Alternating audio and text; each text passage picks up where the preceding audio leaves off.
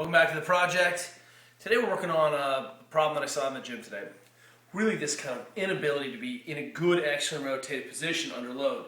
When you're power cleaning or snatching, the problem with losing this kind of external rotation torque is that you end up sending the torso forward looking for tension, but because you can't effectively get into transition to upright torso, you end up, we see a lot of broken backs where we see more than one hip. We want to isolate and eliminate as many variables as we can and lock ourselves tight and brace into global extension. We don't want to try to have to control all these variables. So the problem is that if I pull, I'm in a good position, and then transition into something that looks like this without a really good strong external rotation force in my second pull, I can't lock the back, I can't set the back. I'm going to have to end up here and then compensating, and then I receive in a different position. So one of the things we're going to work on is this kind of flexion, external rotation. So here's homework number one. I want you to take the band, we're going to do a flexion external rotation mode. I'm just going to add a little kind of bias to this, the hip capsule. So I'm going to load this up. The capsule is going to be pulled. The band force is about perpendicular to the femur here. And this is going to allow me to really get in. So I can start here with the foot flat. I'm going to load forward and load out to the side. You're going to feel this nicely in the glute.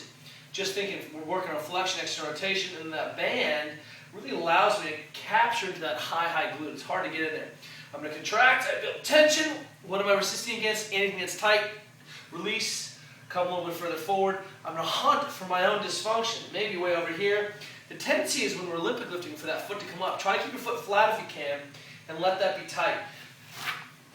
One of the things we want to make sure we're doing when we lift is not be pulling that big toe up. You got to leave the toe on the ground. That's one of the reasons of having that big platform. If you on the Olympic shoe, if you lose that contact, it's like giving up your arch and doing handstand push-ups or handstand or push-ups on the outsides of your hand. We need to be pressing through.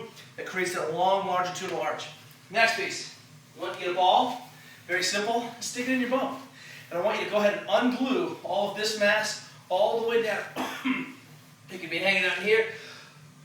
Excuse me, that was strong stuff. And then I can even externally rotate a little bit. And then unglue my business. Alright, so kind of two pieces. If you don't have the band, go ahead and just throw that foot up, hang out in a little bit of flexion, then load it back, and then go laterally and see if you can just kind of capture in some of this lateral stuff in the hamstring.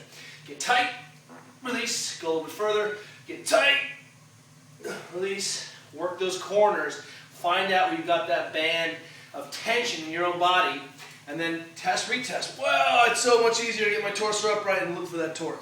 We'll see you guys tomorrow.